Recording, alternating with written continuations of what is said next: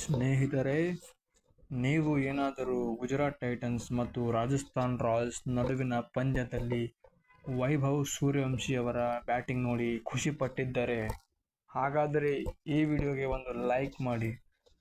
ಸ್ನೇಹಿತರೆ, ಈ ಪಂದ್ಯದಲ್ಲಿ ವೈಭವ್ ಸೂರ್ಯವಂಶಿಯಿಂದ 6 ಮತ್ತು 4ಗಳ ಸುರಿಮಳೆ ಸುರಿಯಿತು. ಸ್ನೇಹಿತರೆ, ನಾವು ನಿಮಗೆ ವೈಭವ್ ಸೂರ್ಯವಂಶಿ ರವರ ಬ್ಯಾಟಿಂಗ್ ಹೈಲೈಟ್ಸ್ ತೋರಿಸ್ತೀವಿ. ಆದರೆ ಅದಕ್ಕೂ ಮುಂಚೆ ನೀವು ವಿಡಿಯೋಗೆ ಲೈಕ್ ಮಾಡಿ ಮತ್ತು ಚಾನೆಲ್ ಸಬ್ಸ್ಕ್ರೈಬ್ ಮಾಡಿ. ಮೊದಲನೇ ಓವರ್ ಬೌಲಿಂಗ್ ಮಾಡಲು ಬಂದ ಮೊಹಮ್ಮದ್ ಸಿರಾಜ್ ರವರ 3ನೇ ಎಸೆತದಲ್ಲಿ ವೈಭವ್ ಅವರಿಂದ ಒಂದು 6 ಬಂತು ಲಾಂಗ್ ಆಫ್ ತಲೆ ಮೇಲೆ. ಇದರ ನಂತರ 4ನೇ ಓವರ್ ಬೌಲಿಂಗ್ ಮಾಡಲು ಬಂದ ಇಶಾಂತ್ ಶರ್ಮಾ ಅವರ ಮೇಲೆ ವೈಭವ್ ಸೂರ್ಯವಂಶಿ ಅವರು ಬೆಂಕಿ ಉಗುಳಿದರು. ಮೊದಲಿನ ಬಾಲ್ಗೆ ಒಂದು 6 ಡೀಪ್ ಸ್ಕ್ವೇರ್ ಲೆಗ್ ಮೇಲಿಂದ ಬಂತು. ಮುಂದಿನ ಎಸೆತದಲ್ಲಿ ಮತ್ತೊಂದು 6 ಡೀಪ್ ಮಿಡ್ ವಿಕೆಟ್ ಮೇಲಿಂದ ಬಂತು. ಆದರೆ ವೈಭವ್ ಅವರು ಇಲ್ಲಿಯೇ ಬಿಡಲಿಲ್ಲ. 3ನೇ ಎಸೆತದಲ್ಲಿಯೂ ಒಂದು ಬೌಂಡ್ರಿ ಬಾರಿಸಿದರು. 5ನೇ ಎಸೆತದಲ್ಲಿ ಕೂಡ ಥರ್ಡ್ ಮ್ಯಾನ್ ಮೇಲೆ ಬೌಂಡ್ರಿ ಮೇಲೆ ಒಂದು 6 ಬಂತು. ಕೊನೆಯ ಬಾಲಿನಲ್ಲಿ ಒಂದು ಥರ್ಡ್ ಮ್ಯಾನ್ ಮೇಲೆ ಒಂದು ಬೌಂಡ್ರಿ ಬಂತು. ವೈಭವ್ ಸೂರ್ಯವಂಶಿ ಅವರು ಸುನಾಮಿ ಅಪ್ಪಳಿಸಿದಂತೆ ಬ್ಯಾಟಿಂಗ್ ಮಾಡುತ್ತಿದ್ದರು.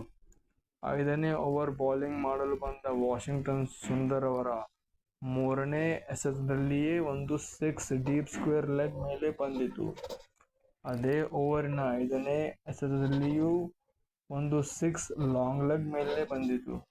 ಕೊನೆಯ 6ನೇ ಎಸೆತದಲ್ಲಿ ಒಂದು 4 ಬಂತು.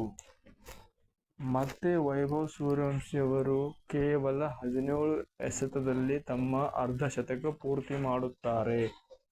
ವೈಭವ್ ಅವರಿಂದ 8ನೇ ಓವರ್ನಲ್ಲಿ ಪ್ರಸಿದ್ಧ ಕೃಷ್ಣ ಬೌಲಿಂಗ್ ಮಾಡಲು ಬಂದಾಗ ಅವರ ಕೊನೆಯ ಎಸೆತದಲ್ಲೊಂದು 6 ಲಾಂಗ್ ಆಫ್ ಮೇಲಿಂದ ಬಂದಿತು.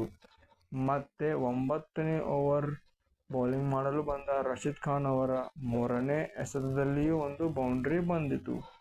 ಆದರೆ 10ನೇ ಓವರ್ ಎಸೆಯಲು ಬಂದ ಕರೇನ್ ಜನ್ನತ್ ಅವರನ್ನು ವೈಭವ್ ಸೂರ್ಯವಂಶಿ ಮಕಾಡೆ ಮಲಗಿಸಿದರು.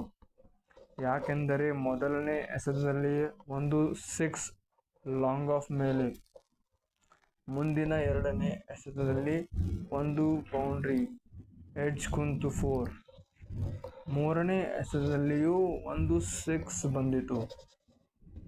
4ನೇ ಎಸೆತದಲ್ಲಿಯೂ ವೈಭವ್ ಅವರಿಂದ ಒಂದು ಬೌಂಡ್ರಿ ಬಂದಿತು ಮತ್ತು ಕೊನೆಯ ಎಸೆತದಲ್ಲಿಯೂ ಒಂದು 6 ಅನ್ನು ಬಾರಿಸುವ ಮೂಲಕ ಕರಣ್ ಜನ್ನತ್ ಅವರನ್ನು ಪೂರ್ತಿಯಾಗಿ ಬೆಂಡೆತ್ತಿದರು ವೈಭವ್ ಸೂರ್ಯವಂಶಿ ಅವರು.